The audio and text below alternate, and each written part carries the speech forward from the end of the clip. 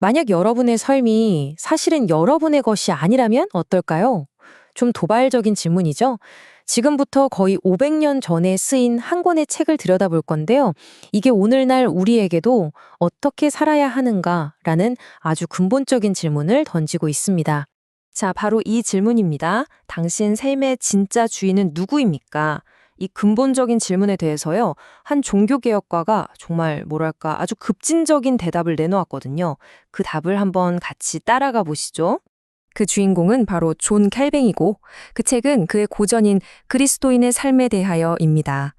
자, 이 책이 우리 앞에 어떤 삶의 청사진을 펼쳐놓을지 지금부터 한번 찬찬히 들여다보겠습니다. 칼뱅이 말하는 이 모든 이야기에는요, 딱 하나의 핵심적인 생각이 깔려 있습니다. 정말 모든 것은 바로 이 생각에서부터 시작된다고 할 수 있죠. 바로 이겁니다. 우리는 우리 자신의 것이 아니라 주님의 것이다. 이게 칼뱅이 제시하는 모든 것의 기초가 되는 대원칙이에요. 다시 말해, 내 삶은 내 소유가 아니라는 거죠. 그 대신에 하나님께 온전히 바쳐진 것이라고 칼뱅은 이야기합니다. 그럼 내 삶이 내 것이 아니라면 어떻게 해야 할까요? 칼뱅의 대답은 명확합니다. 우리 자신의 이성이나 의지, 그러니까 내 맘대로 하려는 그 욕망에 대한 통제권을 내려놓고 그걸 하나님께 드려야 한다는 겁니다. 내 뜻이 아니라 그분의 뜻을 먼저 구하는 거죠. 결국 이 모든 것들이 향하는 목표는 딱 하나입니다. 바로 우리 자신의 본성을 근본적으로 바꾸는 거예요. 그냥 착하게 살아라 이런 차원을 넘어서서요. 삶의 모든 순간순간이 그리스도를 드러내고 또 하나님께 영광을 돌리는 방향으로 완전히 바뀌어야 한다는 거죠. 자, 그럼 다시 질문으로 돌아와서 내 삶이 내 것이 아니라면 도대체 어떻게 살아야 하는가? 여기에 대해 칼뱅이 내놓은 대답은 딱 한 단어인데 이게 참 도전적입니다. 바로 자기 부정입니다. 근데 이 자기 부정이라는 게요, 그냥 내가 좋아하는 걸 참고 포기하는 그런 게 아니에요. 그보다 훨씬 근본적인 겁니다.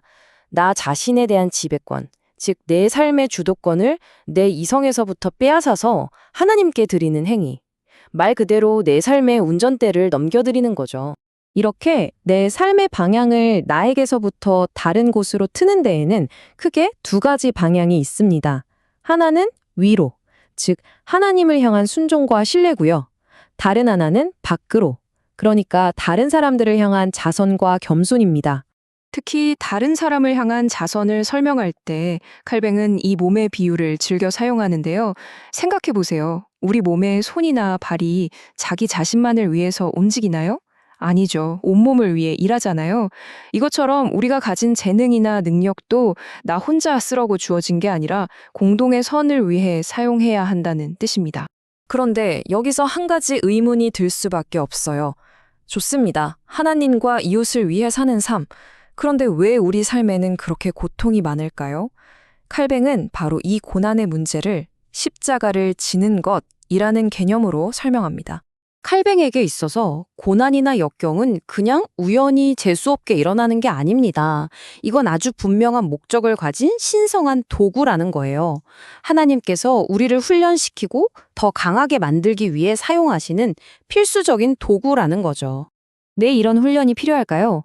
칼뱅은 몇 가지 이유를 드는데요. 이 고난을 통해 우리의 교만이 꺾이고 정말 내 힘으로는 안 되는구나 하고 하나님께 의지하게 된다는 겁니다. 또 순종을 배우고 우리의 믿음이 진짜인지 증명하는 과정이 되기도 하고요. 한마디로 고난은 우리를 더 강하고 겸손하게 만드는 일종의 훈련장인 셈이죠.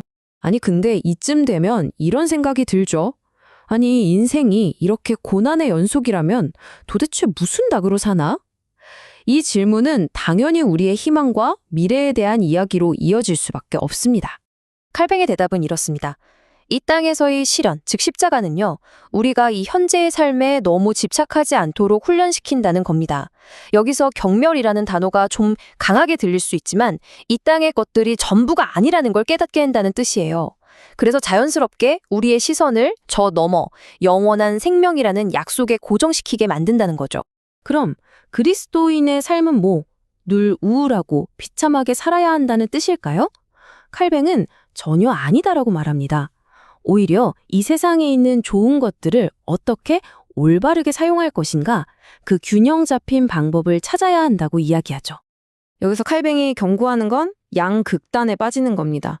한쪽은 뭐냐면 하나님이 주신 좋은 선물들, 맛있는 음식이나 즐거운 경험 같은 것들을 다 거부해버리는 비인간적인 금욕주의예요. 반대쪽은 이런 선물들을 절제 없이 마구 남용해서 교만해지고 방탕해지는 거죠. 이 둘 다 피해야 한다는 겁니다. 칼뱅이 말하는 올바른 길은 바로 그 사이, 중도에 있습니다. 하나님이 주신 축복들을 감사하는 마음으로 누리는 거예요. 이게 꼭 생존에 필요한 것뿐만이 아니라 삶의 즐거움을 위해서도 사용할 수 있다는 거죠. 다만 항상 기억해야 할 것은 이 모든 게 내 것이 아니라 잠시 나에게 맡겨진 것이라는 사실입니다. 그래서 절제하며 책임감 있게 사용해야 하는 거죠. 자, 이제 칼뱅이 제시하는 이 삶의 청사진에서 어쩌면 가장 중요한 마지막 조각에 다다랐습니다. 이건 우리의 평범한 일상 하나하나에 엄청난 목적과 존엄성을 부여하는 아이디어입니다. 바로 소명이라는 개념입니다. 이건 오늘날에도 정말 큰 영향을 미치고 있는 생각이죠. 쉽게 말해서 내가 지금 하고 있는 일, 내 직업, 가정에서의 역할, 사회에서의 위치, 이 모든 것이 우연이 아니라 하나님께서 당신을 섬기라고 지정해 주신 자리라는 겁니다. 이 생각은 정말 강력합니다. 왜냐하면 이게 무슨 뜻이냐면요. 내가 하는 일이 세상 사람들 눈에는 아무리 하찮고 보잘것없어 보여도 그것이 나의 소명이라는 것을 알고 따를 때 그 일은 하나님의 눈에는 찬란하게 빛나고 엄청난 가치를 지니게 된다는 의미거든요. 자, 이제 마지막으로 여러분께 질문을 하나 던지면서 마무리할까 합니다. 거의 500년 전에 제시된 이 삶의 청사진, 즉 자기 보정, 고난에 대한 새로운 이해, 그리고 모든 일에 의미를 부여하는 이 소명이라는 개념이 과연 오늘을 살아가는 우리들의 세계와 삶에는 어떤 영향을 줄 수 있을까요? 한 번쯤 깊이 생각해 보시면 좋겠습니다.